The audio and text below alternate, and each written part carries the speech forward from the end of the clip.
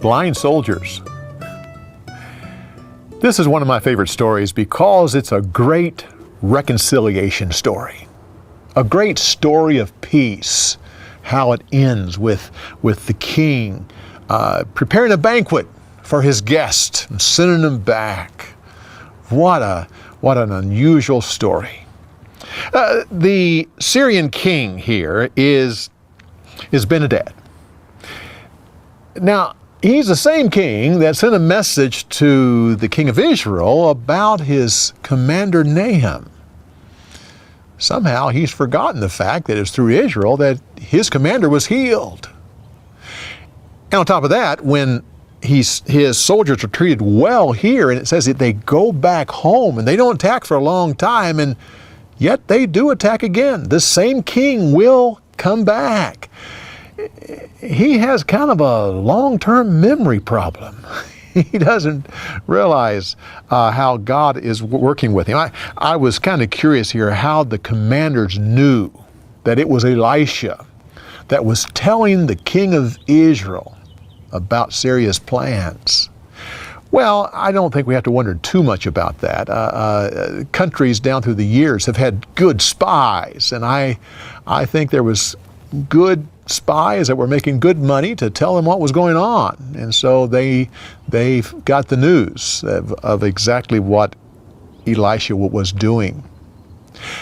Elisha lived in a town called Dothan. Dothan was about 10 miles north of Syria. 10 miles north of Samaria, still is.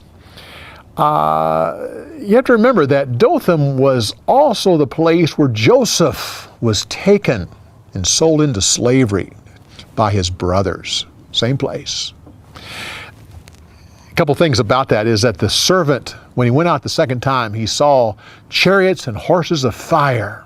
Now, that of fire doesn't mean a literal fire, but when he looked at them, they were glowing like they were on fire. It was like an unearthly brightness to these chariots, and they refer to that as chariots of fire.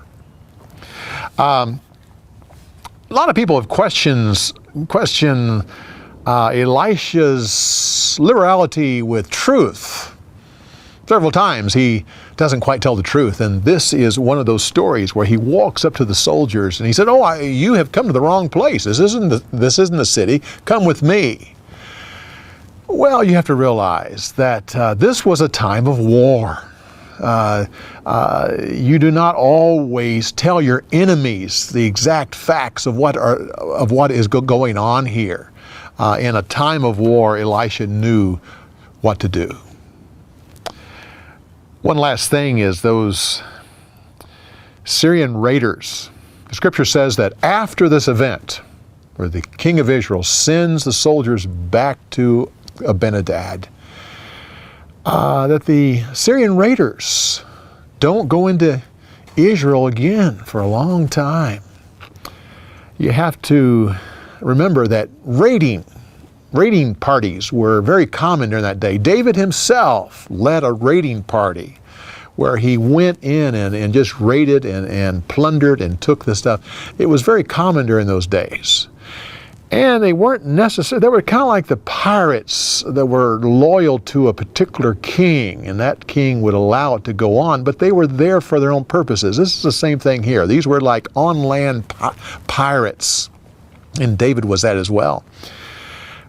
But it's interesting to me that when these raiders heard what the king of Israel did to those soldiers, there was such a respect for that on their own, they stopped raiding the villages and the cities of Israel. I find that fascinating. A wonderful story of peace and reconciliation. Come back next week when we continue on with Story Insights on the Story of the Week. Please, come back next week.